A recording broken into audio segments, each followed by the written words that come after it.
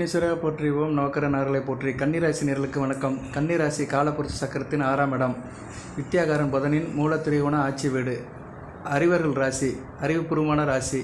எந்த ஒரு விஷயத்தையுமே பகுத்தறித்து பிரித்து யோசனை பண்ணி பார்த்து செயல்கின்ற ராசி.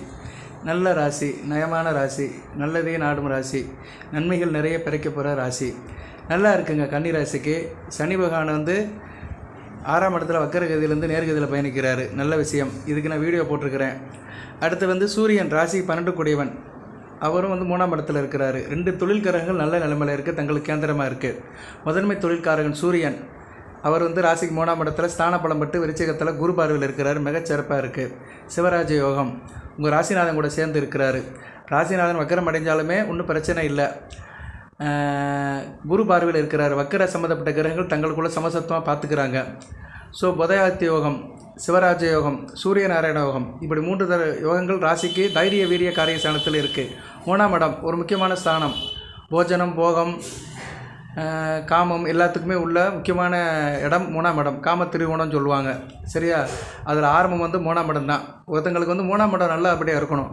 சரியா? 3ஆம் இடம் நல்லபடியாக இருந்தால் தான் வாழ்க்கையில் நல்ல இன்வால்மெண்ட்டோடு இருக்க முடியும். அக்கம் பக்கத்தில் இருக்கிறவங்க, சொந்த பந்தம், ரிலேஷன் சர்க்கிள் எல்லா விஷயத்துலையுமே ஒரு இணக்கமாக இருக்க முடியும். ஸோ 3ஆம் இடம் ஒரு முக்கியமான ஸ்தானம், தெய்வீக ஸ்தானம் அப்படிம்பாங்க 3ஆம் இடத்தை. ஸோ 3ஆம் இடத்துல உங்கள் ராசிநாதன் இருக்கிறாரு. சூரியனை போய் சேர்ந்துட்டார். குரு பார்வையில் இருக்கிறாங்க. நல்ல விதமாக பார்க்கப்படுகிறது. 3ஆம் இடத்துல இருக்கிற சூரியன் அளப்பற்ற பலன்களை தராருங்க. இந்த காலகட்டத்தில் ராசிக்கு 4ஆம் இடத்துல சுக்கிரன் இருக்கிறாரு. நல்ல அமைப்பு தான். அடுத்து 5ஆம் இடத்துக்கு போகிறாரு. குரு பார்வைக்கு வராரு. ஸோ இந்த கார்த்திகை மாதம் நல்ல நல்ல சம்பவங்கள்லாம் நடக்குது. சூரியனும் சுக்கிரனும் நல்ல பலன்களை கொடுக்குறாங்க. உங்கள் ராசிநாதனும் சப்போர்ட் பண்ணுறாரு. ஸோ இந்த கார்த்திகை மாதம் நல்ல விதமாகவே கன்னி ராசிக்கு பார்க்கப்படுகிறது.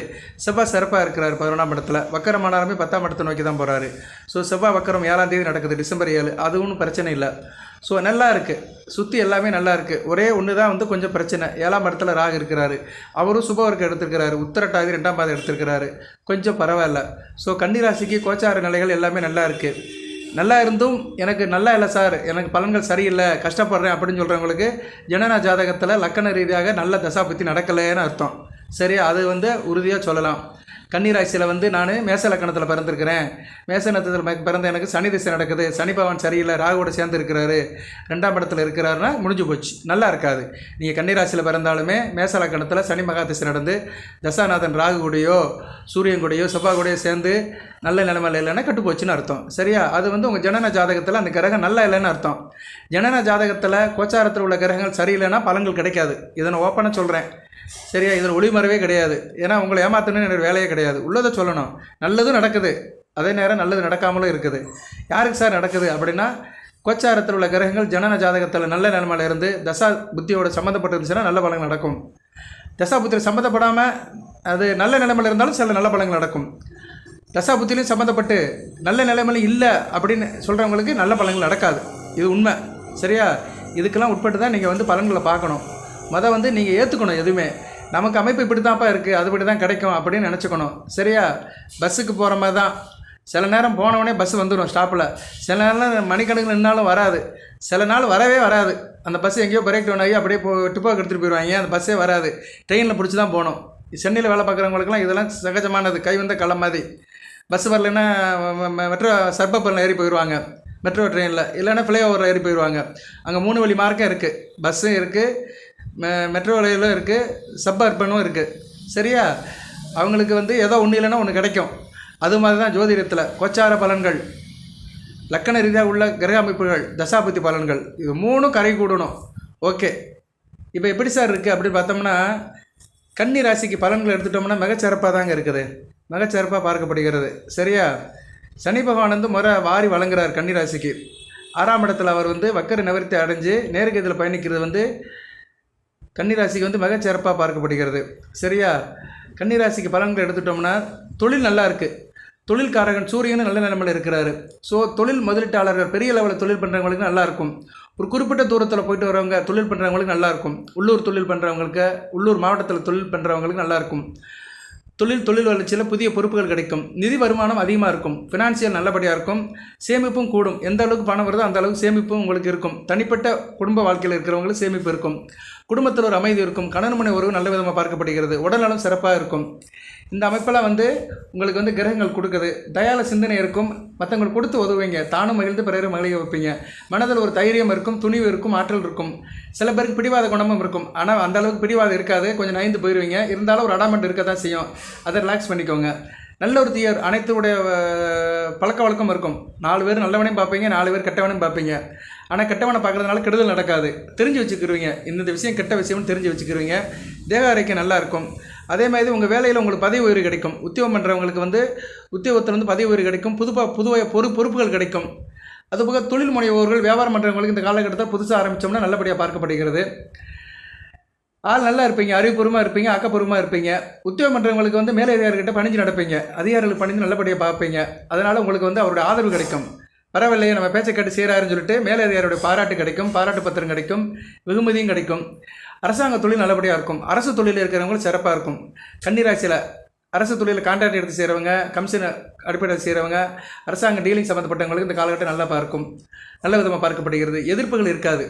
சரியா நிரலை இந்த 3 வித யோகங்கள், சிவராஜ யோகம், உதயாதித்ய யோகம், சூரியநாராயண யோகம், இந்த 3 யோகங்களும் சேர்ந்து உங்களுக்கு அருமையான பலன்களை கொடுக்கு. ராசிக்கு 3 9 இடங்கள் வலுப்படுறது, பாக்கியஸ்தானம் வலுப்படுறதுனால தவப்பன வழி போக்குவரத்து நல்லா இருக்கும். கோயில் குளத்துக்கு போயிட்டு வருவீங்க, தர்ம காரியத்தில் ஈடுபடுவீங்க. குடும்பத்தில் ஒரு சந்தோஷம் இருக்கும். பெண்களோட கை ஓங்கி இருக்கும். மிகச்சிறப்பாக பார்க்கப்படுகிறது. 9 கூடிய சுக்கிரனும் ராசிக்கு 4ஆம் இடத்துல சுகஸ்தானத்தில் தான் இருக்கிறார். அவர் 9ஆம் இடத்துக்கு 8ஆம் இடத்துல பறிஞ்சாலுமே குரு வீட்டில் தான் இருக்கிறார். பரிவர்த்தனை யோகத்தில் இருக்கிறது கூடுதல் சிறப்பு தான். இதுக்கு ஏற்கனவே வீடியோ போட்டிருக்கிறேன். ஸோ சுக்கிரனுடைய அன்பளிப்பும் உங்களுக்கு நல்ல விதமாக பார்க்கப்படுகிறது. நல்லாயிருக்கும். குடும்பத்தில் புதுசாக வீடு கட்டுறதுக்கு, வீடு கட்டின வீடு குடி வந்து போகிறது, வாடகை வீட்டில் இருக்கிறவங்க வேறு வீட்டுக்கு போகிறது, இதெல்லாம் இந்த காலகட்டத்தில் நல்லாயிருக்கும். இந்த கார்த்திகை மாதம் அனைத்துக்குமே உங்களுக்கு வசப்படும். எதிர்ப்பவர்கள் உடைய கை ஓங்கி இருக்காது. எதிர்ப்பவர்கள் இல்லாமல் போயிடுவாங்க. நீங்கள் நினச்சி செய்வீங்க. உடன் பிறந்தவர்கள் விஷயத்தில் நல்ல ஒரு முன்னேற்றம் இருக்கும். அதே மாதிரி சுய சம்பாத்தியம் இருக்கும். சுய சம்பாத்தியம்னா என்ன? சுயமாக தொழில் பண்ணுறவங்க, வியாபாரம் பண்ணுறவங்களுக்கு மிகச்சிறப்பான காலமாக பார்க்கப்படுகிறது. இருந்த போதிலும் கொஞ்சம் ஹார்ட் ஒர்க் பண்ணணும். 3ஆம் இடத்துல சூரியன் புதன் கூட சேர்ந்துருக்கிறாரு. அதனால் கொஞ்சம் அறிவுபூர்வமாக இருப்பீங்க, ஆக்கப்பூர்வமாக இருப்பீங்க, புத்திசாலித்தனமாக இருப்பீங்க. அடி கொடுத்தாலும் பிடி கொடுக்க மாட்டீங்க, ஒரு கபடியாக இருப்பீங்க. சரியா? கொஞ்சம் ஹார்ட் ஒர்க் பண்ணிங்கன்னா நல்ல லாபம் இருக்கும். கமிஷன் கான்ட்ராக்டில் இருக்கிறவங்களும் மிகச்சிறந்த காலமாக பார்க்கப்படுகிறது. சரியா? நேரில் ஆள் நல்லா இருப்பீங்க. எந்த ஒரு காரியத்தையுமே ப்ராம்ப்டாக செய்யணும்னு நினைப்பீங்க. நெறி தவற மாட்டீர்கள். சரியா? நியாயம், நீதி, நேர்மைன்னு ஒரு கான்செப்டில் நல்லபடியாக போயிட்டுருப்பீங்க. அந்த யோகம் மிகச்சிறப்பாக உங்களுக்கு கை கொடுக்குதுங்க. கார்த்திகை மாதம் முழுக்காவே நல்லா தான் இருக்குது. 15/12/2024 வரைக்கும் சூரியன் 3ஆம் இடத்துலேருந்து அளப்பரிய யோகத்தை கொடுக்குறாரு. மிகச்சிறப்பாக பார்க்கப்படுகிறது. 12 கூடிய 3ஆம் இடத்துல இருக்கிறதுனால கொஞ்சம் அலைச்சல் இருக்க தான் செய்யும். ஏன்னா 12ஆம் இடமும் அலைச்சல் தான், 3ஆம் இடமும் கொஞ்சம் அலைச்சல் கொடுக்கும். அதனால் தொழில் வியாபாரத்தில் இருக்கிறவங்களுக்கு கொஞ்சம் அலைச்சல் அங்கிட்டு இங்கிட்டு போயிட்டு வர மாதிரி தான் இருக்கும். அரசியல்வாதிகளுக்கும் கொஞ்சம் அலைச்சல் இருக்கும். கட்சி சார்பாக வெளி மாவட்டத்தில் மீட்டிங் போகிறது, இல்லைனா மற்ற மாவட்டத்தோட அரசியலை பார்க்குறது, பொறுப்பாளர்களை பார்க்குறது, இப்படி சில அமைப்புகள் இருக்கும். அரசியல்வாதிகளுக்கும் கொஞ்சம் அலைச்சல் இருக்க தான் செய்யும். அரசாங்க வேலையில் இருக்கிறவங்களுக்கும் டெபுடேஷன் போகிறது, கேம்ப் போகிறது, இப்படி அலைச்சல் இருக்க தான் செய்யும். ஆனால் அது ஒரு நல்ல விதத்தில் தான் இருக்கும். சரியா? அதனால் உங்களுக்கு கிரெடிட் இருக்கும். ஒரு நல்ல பேர் கிடைக்கிறதுக்கு கூடுதல் வாய்ப்பு இருக்குது. இதெல்லாம் கிரகங்கள் நல்லா செய்யுதுங்க. புதன், குரு, சுக்கிரன், சூரியன், சனி பகவான், இந்த கிரகங்களும் சிறப்பாக செய்யுது. செவ்வாயும் தமக்கு நல்லா தான் செய்கிறாரு. சரியா? எல்லா கிரகங்களும் நல்லா தான் இருக்குது. எந்த கிரகங்களும் பேதிக்கு கன்னிராசிக்கு மோசமாக இல்லை, ராகுவை தவிர. அதை ஏற்கனவே நிறைய வீடியோவில் சொல்லியிருக்கிறேன். அதை நல்ல மைண்டில் ஏற்றி வச்சுக்கோங்க. சனிக்கிழமை தோறும் கோயிலுக்கு போங்க. சனிக்கிழமை தோறும் ஆஞ்சநேயர் கோயிலுக்கு போய்ட்டு வழிபாடு பண்ணுங்கள், சிறப்பாக தரும். அது இப்போயே நீங்கள் ப்ராக்டிஸ் பண்ணிக்கோங்க. ஏன்னா அடுத்து சனி பகவான் ராசிக்கு 7ஆம் இடத்துக்கு போகிறார், கண்டகச்சனியாக போகிறாரு, அடுத்து அஷ்டமச்சனியாக போகிறாரு. ஸோ இன்னும் அடுத்த வரைக்கும் 5 வருடத்துக்கு சனி பகவானால் சில டிஸ்டர்பன்ஸ் இருக்குது. இப்போயே கோயிலுக்கு போய் பழகிக்கோங்க. ஏழை எளியவர்களுக்கு தான தர்மம் பண்ணுங்கள், உதவி பண்ணுங்கள். சரியா? கருட மந்திரத்தை சொல்லுங்கள். சனிக்கிழமை கருப்பு எள் தானம் பண்ணுங்கள். சரியா? இல்லைனா சன்னியாசிகளுக்கு தயிர் சாதம் கொடுங்க, பசுமாட்டுக்கு பச்சரிசி சாதம் கொடுங்க, வாழைப்பழம் கொடுங்க, அச்சு வளம் கொடுங்க. இதெல்லாம் கொடுத்து பாருங்கள். பசுமாட்டுக்கு கொடுக்கணும். எந்த அளவுக்கு பசுமாட்டுக்கு நீங்கள் தானம் தர்மம் பண்ணுறீங்களோ அந்த அளவுக்கு நல்லதாக இருக்கும். பசுமாட்டுக்கு போய் தானமும் தர்மம் பண்ண முடியாது, சாப்பாடு வைக்கலாம், அதுதான். சரியா? தர்மங்கிறது எதிர்பார்த்து செய்கிறது, தானங்கிறது எதுவுமே எதிர்பார்க்காம செய்கிறது. ஸோ என்றைக்குமே தானம் செஞ்சு பழகிக்கோங்க. நம்ம செய்கிறோன்னு நினைக்கக்கூடாது.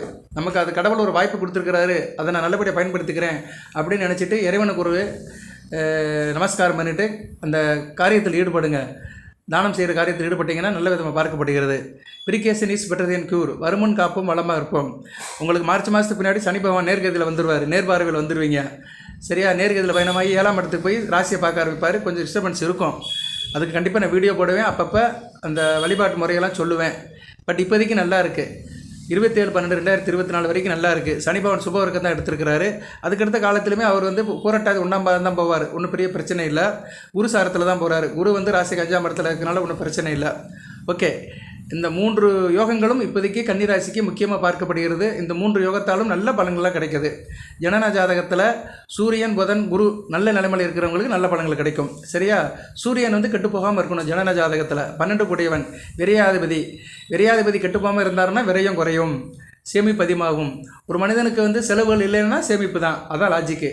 செலவு குறையுது, சேமிப்பு அதிகமாகுது, இருப்பு அதிகமாகுது. அந்த இருப்பை வந்து சேவிங்ஸ் பண்ணணும். சரியா? இருப்பை வந்து சேமித்து இன்வெஸ்ட்மெண்ட் பண்ணணும். எதெல்லாம் ஒன்றில் முதலீடு பண்ணிங்கன்னா வருங்காலம் நல்லாயிருக்கும். எப்போயுமே வந்து கைக்கு வாய்க்குன்னு வாழக்கூடாது. பணம் வந்துச்சுன்னா அதில் 2 காசு மிச்சப்படுத்தணும். 10,000 சம்பாதிக்கிறோமா, அதில் எப்படி மாதம் ஒரு 1000 ரூபானாச்சும் மிச்சப்படுத்தணும். அப்படி சிக்கனமாக இருந்து பழகிக்கணும். இந்த ஜோதிடம் பார்க்குறது, ராசி பலன் பார்க்குறது இதெல்லாம் ஒரு பக்கம் இருந்தாலுமே, கோயில் உலகத்துக்கு போகிறது எல்லாமே ஒரு பக்கம் இருந்தாலுமே, தனி மனிதன் புத்திசாலித்தனமாக இருக்கணும். அது கன்னிராசினியர்கள் ஏற்கனவே அறிவானவர்கள், புத்திசாலித்தனமாக கூர்மையாக இருக்கிறவங்க. அதனால் வர்ற வருமானத்தில் ஒரு சர்டன் பெர்சன்டேஜ் வந்து சேமிக்கணும். சரியா? சேமிப்பை வளர்த்துக்கோங்க. ஏன்னா அடுத்து சனி பகவான் ராசியை பார்த்தாலும் செலவு கண்ணா பின்னான்னு ஆகும். கவனமாக இருக்கணும். சரியா? அதனால் இப்போயே சேமிப்பை வளர்த்துக்கோங்க. அதுக்கு தேவையான வழிமுறைகள்லாம் உண்டாக்கிக்கோங்க. ப்ராக்டிஸ் பண்ணுங்கள். இன்றைக்குமே ப்ராக்டிஸ் பண்ணணும். நம்ம ஒரு காரியம் பண்ணோம்னா ப்ராக்டிஸ் பண்ணால் தான் அது வந்து நம்ம கை கொடுக்கும். ப்ராக்டிஸ் பண்ணாத காரியம் வந்து கை கொடுக்காது. பழகி பார்த்துக்கோங்க. ஓகே, நல்லா தாங்க இருக்குது. அடுத்தடுத்து வீடியோ போடுறேன், தொடர்ந்து பாருங்கள். இந்த முத்தான 3 யோகங்களும் கன்னிராசிக்கு ஒரு முன்னேற்றமான பலன்களை கொடுக்கும். அனைத்து வளங்களின் நலங்களை பெற்று தேக ஆரோக்கியத்துடன் தீர்க்காயலுடன் நீடோடி வாழ்க, நிறைந்த வளம் பெறுக. நன்றி நேயர்களே.